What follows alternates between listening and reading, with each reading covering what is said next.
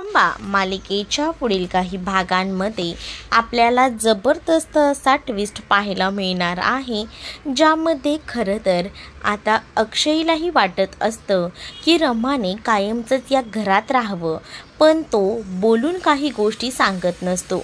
त्याला असं वाटत असतं की रमाला स्वतःहूनच समजायला हवं, पण रमाला असं वाटत असतं की अक्षयला आणि आपल्या मुलीला आरोहीला आपणच या घरात नको आहे, तर आपण सुद्धा या घरात अडकून का बसायचं. पण सीमा आणि पार्वतीला वाटत असतं की जर रमा या घरात राहिली तर नक्कीच आपलं घर पुन्हा एकदा पूर्वीसारखं सुरळीत आणि व्यवस्थित होऊ शकतं, आणि म्हणूनच त्यांची इच्छा असते की रमाने या घरात राहावं. आणि त्याच संदर्भात त्या दोघीही चर्चा करत असतात आणि अक्षयला देखील सांगत असतात की आता रमाचा जो काही कॉन्फिडन्स डल झाला आहे त्यामध्ये तुलाच सहकार्य करायचं आहे, आणि लवकरात लवकर तुला त्या दोघांमध्येही जे काही बिनसलं आहे, म्हणजेच आरोहीमध्ये आणि त्याचसोबत रमामध्ये, या सगळ्या गोष्टी सुरळीत करायच्या आहेत असं देखील आता सांगायला सांगितलेलं असतं. मग अक्षय तर तिथे निघून गेलेला असतो, मात्र आता अर्था तिथे येते, कारण अर्थाने त्या दिवशी घडलेला सगळा प्रकार स्वतःच्या डोळ्यांनी पाहिलेला असतो. म्हणजेच काय तर अर्थाने त्या दिवशी तारा आणि मालविकाने ज्या पद्धतीने रमाच्या जीवनाची वाट लावलेली होती, सगळं काही अर्थानं पाहिलेलं होतं, आणि त्याचमुळे आता अर्था पुढे येते आणि अर्था या सगळ्याबद्दल खुलासा करतच पार्वती आजीला सांगू लागते. आणि ती म्हणत असते की त्या दिवशी काकूने जेवण उत्तमच केलं होतं, पण त्यामध्ये खोडा घालायचं काम मालविका आणि तारानं मिळून केलं. म्हणजेच त्या दोघींनीही त्या स्वयंपाकाची वाट लावली. मी स्वतः डोळ्यांनी पाहिलं होतं. म्हणजेच रमा काकूनं सगळं जेवण एकदम उत्तमपणे पार पाडलं होतं. खूप छान सुगंध देखील दरवळत होता. पण ज्या वेळेला आता रमा काकू त्या मुलांना सांगायला गेली होती की तुम्हा सगळ्यांना मी छान असं पदार्थ बनवले आहेत आणि पौष्टिकसुद्धा आहेत, तुम्हा सगळ्यांना ते मी घेऊन येते, हे जेव्हा रमा काकू तिथे जाऊन सांगत होती तोपर्यंत इकडे मालविकाने आणि त्याचसोबत ताराताईनं त्या सगळ्याची वाट लावली, आणि त्यामुळेच आरोहीला खूप जास्त राग आलेला आहे हे सुद्धा आता अर्थाने सांगितलेलं असतं. आणि आता पार्वतीला तर ही गोष्ट कळलेली असते, आणि त्यामुळे आता पार्वती जी आहे ती सुद्धा तयारीला लागते. ती ठरवते की या वेळेला काही प्रॉब्लेम व्हायला नको. बिचारी रमा ही स्वतः सगळं काही करत असते. म्हणजेच काय तर रमा स्वतःला सिद्ध करण्यासाठी इतक्या वर्षानंतर तिने स्वयंपाकाला हात लावलेला असतो, पण आरोहीने तिला खूप नावं ठेवलेली असतात. मग आता ती पुन्हा या सगळ्या गोष्टी करणार नाही. पण त्याच वेळेला मात्र या सगळ्या गोष्टी अर्थाकडनं कळल्यामुळे पार्वती आजी असते ती रमाला सुद्धा या सगळ्यामध्ये इन्करेज करते. रमाला सुद्धा आता पार्वती आजी सांगत असते की त्या दिवशी जो काही प्रकार घडला होता तो, कारण याआधी सुद्धा अर्थाने बऱ्याच गोष्टी ज्या आहेत त्या रमासोबत शेअर केलेल्या होत्या, आणि तेव्हा तिने हेही सांगितलेलं होतं की प्लीज तू यामध्ये माझं नाव घेऊ नको, कारण अर्थालाही माहिती होतं की इरावती कशी आहे ते, आणि त्यामुळे स्पष्टपणे तिने ह्या गोष्टी सरळ सांगून टाकलेल्या असतात. आणि रमाला सुद्धा आता ही गोष्ट कळल्यामुळे पार्वती आजीसुद्धा रमासोबत असते, सोबत सीमासुद्धा.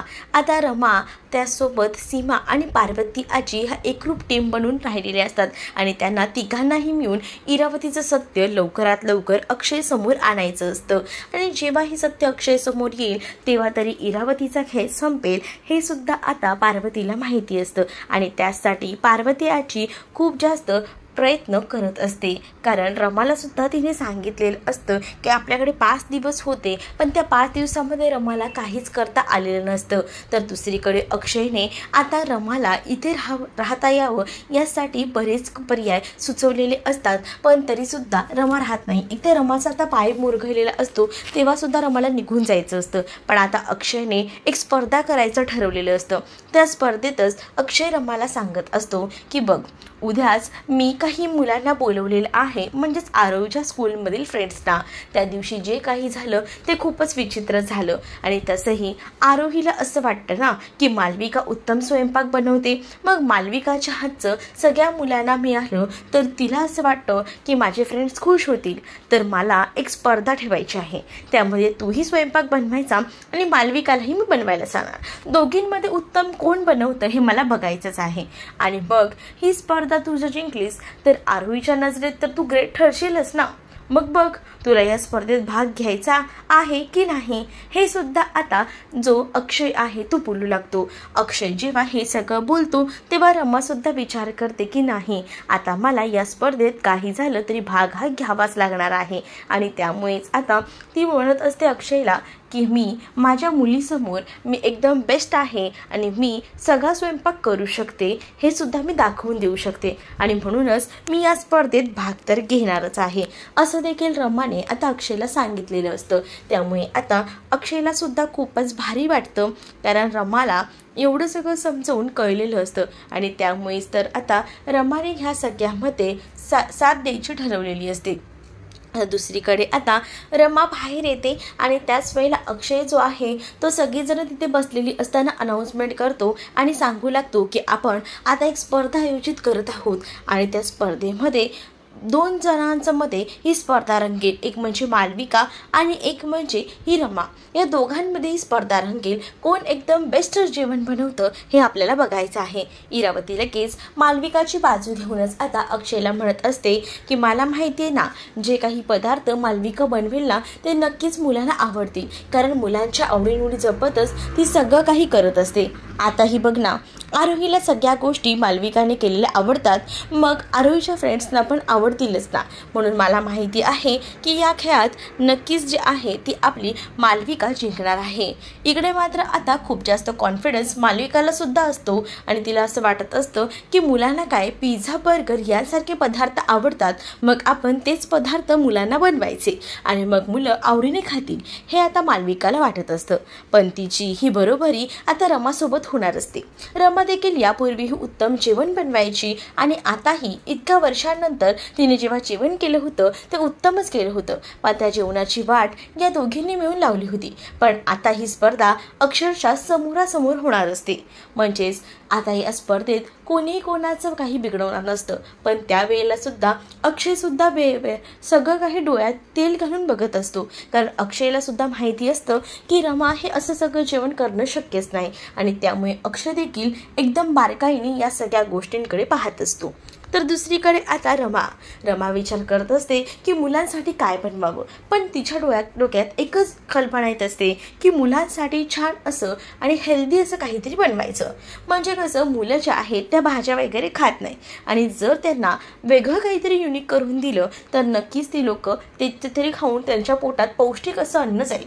आणि त्यामुळे तिने थालीपीठ बनवायचं ठरवलेलं असतं आणि थालीपीठ बनवून तिने आता अळूवडीसुद्धा बनवायची ठरवलेली असते. जो मेनू तिने त्या दिवशी बनवलेला होता तोच मेनू ती पुन्हा एकदा बनवायचा ट्राय करते, कारण त्या दिवशी तोच मेनू मुलांना आवडणार होता. पण त्यामध्ये तिखट मिक्स केल्यामुळे मुलांना ते तिखट लागलं होतं.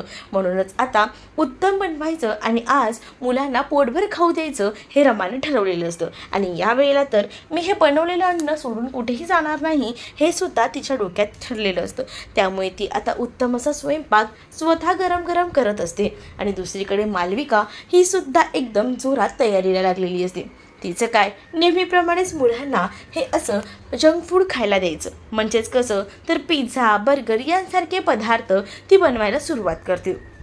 तिला माहिती असतं मुलांना असलेच पदार्थ आवडतात आणि तेच पदार्थ मुलं आवडीने खातात. आणि खरं तर इरावतीने सुद्धा मुलांना तसलेच पदार्थ खायची सवय लावलेली होती आणि त्यामुळे घरात नाश्त्याला सुद्धा ही मुलं तेच पदार्थ खात होते. त्यांना बाकी पोहे, उपमा, रवा, शिरा यासारखे पदार्थ काही माहीत नव्हते. पण जेव्हापासून रमा ह्या घरात आली तेव्हा रमा घरात जे काही पौष्टिक पदार्थ नाश्त्याला बनवले जातात तसेच पदार्थ ती नेहमी सगळ्यांना म्हणजेच राणीला करायला सांगायची. आणि त्यामुळे ह्या मुलांच्या घशाखाली ते अन्न काही जायचं नाही. आरोहीच्या तर नाहीच नाही, कारण आरोहीला सकाळी सकाळी ते कॉर्नफ्लेक्स आणि ह्या सगळ्या गोष्टींची सवय इरावतीने लावून ठेवलेली होती. तर नंतर आता मुलं तर पुन्हा एकदा आलेली असतात.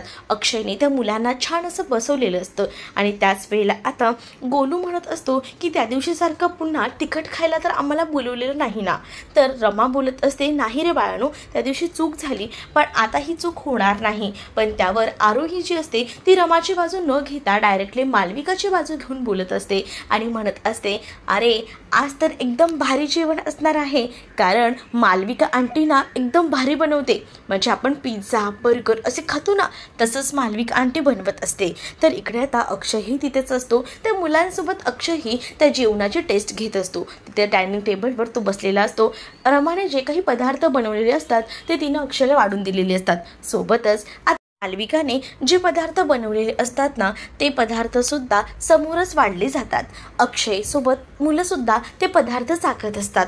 तर मुलांना रमाने केलेले पदार्थ तर आवडतातच, सोबत मालविकाने केलेले पदार्थ थोडे कमी आवडतात, कारण रमाने खूप छान असे पदार्थ त्या दिवशीपेक्षा खूप मस्त असे बनवलेले असतात. सोबतच अक्षयला सुद्धा ते पदार्थ आवडतात. पण आता अक्षय ना त्या मुलांना त्या पदार्थांचं महत्त्व समजावून सांगतो. म्हणजे मुलांनी खास करून कोणते पदार्थ आता सध्याच्या काळात खायला हवेत, म्हणजे हे जंक फूड की हे पौष्टिक.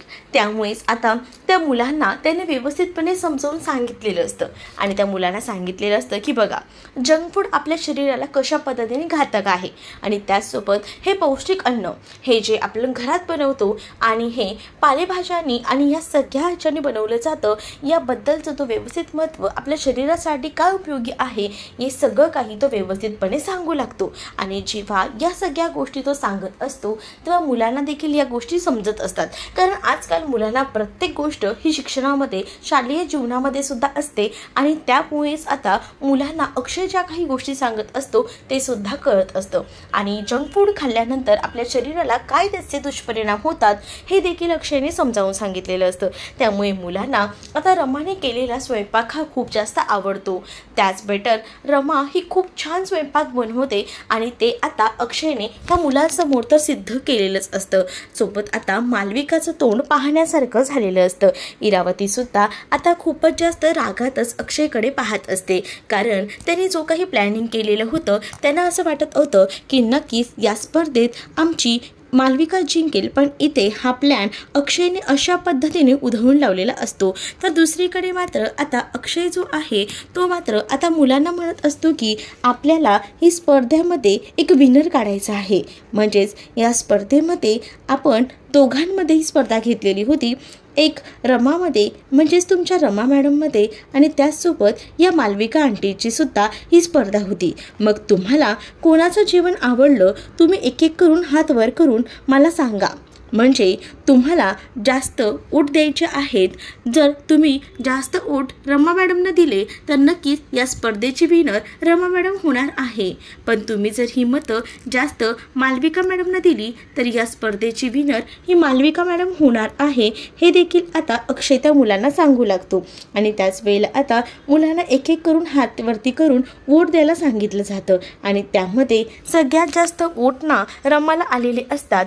म्हणजेच काय तर रमा या स्पर्धेची विजयी झालेली असते आणि स्वतः मुलांनीच हे सिद्ध केलेलं असतं, अक्षयने नाही. अक्षयला तर आता तिचं उत्तम आहे हे तर कळलेलंच असतं, पण त्यांनी मुलांना समजवल्यामुळे मुलांमध्ये सुद्धा सकारात्मक बदल झालेले असतात आणि हे सगळं त्याने मुद्दामून केलेलं असतं, जेणेकरून आरोहीला सुद्धा तिच्या आईची किंमत कळायला हवी. आणि आता मुलांनी सगळे हात वरती केलेत म्हटल्यावर आरोही सुद्धा हात वरती करते आणि सांगते की हो, माझ्याच मम्मानं बेस्ट जेवण बनवलं आहे आई, खरंच खूप छान जेवण केलंयस तू. आणि असं बोलल्यानंतर रमाच्या डोळ्यात तर अक्षरशः पाणी येतं. तर दुसरीकडे मात्र मालविकाला तर या सगळ्याचा खूप मोठा धक्का बसलेला असतो. मालविका तर आता रागातच आरोहीकडे पाहत असते.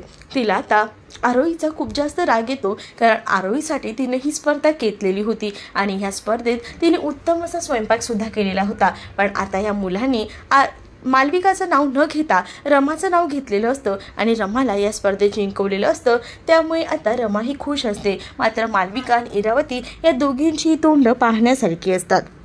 दुसरीकडे आता अक्षय म्हणतो की बघा, रमाने उत्तम स्वयंपाक केला आहे, मग आरोही तुला काय वाटतं बेस्ट कोण आहे? तू तर आता हात वरती केले तुझ्या फ्रेंड्सने सांगितले म्हणून, मग तुला सुद्धा असंच वाटतं का की जंक फूड खायला हवेत की असे पौष्टिक पदार्थ?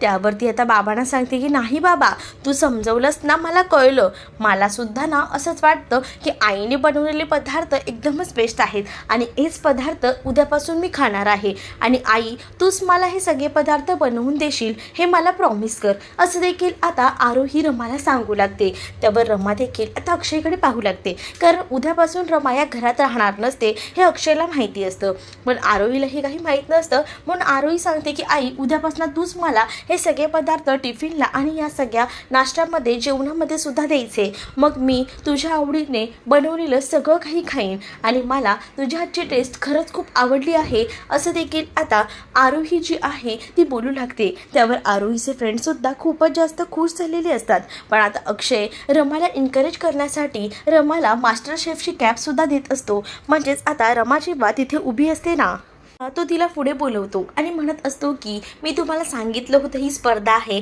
आणि या स्पर्धेमध्ये विनरही काढायचा आहे. तसाच मी या स्पर्धेत विनर काढला आहे, ती म्हणजे रमा.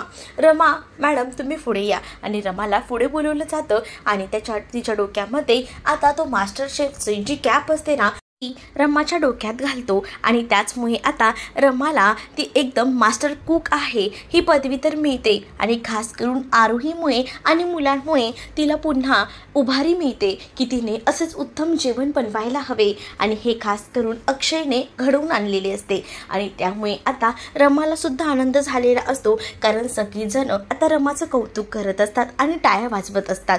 तर हे सगळं बघून मात्र मालविका आणि त्याचसोबत इरावती हिचं तोंड पाहण्यासारखं झालेलं असतं.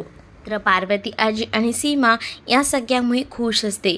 आता रमाला या घरात थांबवण्यासाठी अक्षय नवीन काय युक्ती करतो आणि पार्वती आजी आणि सीमा त्याला या सगळ्यामध्ये कशी मदत करतात हे पाहणं खूपच इंटरेस्टिंग असणार आहे. तुम्ही जर आपल्या चॅनलवर नवीन असाल तर आपल्या चॅनलला सबस्क्राईब नक्कीच करा. चला तर मग भेटूया पुढच्या भागामध्ये. तोपर्यंत टाटा बाय.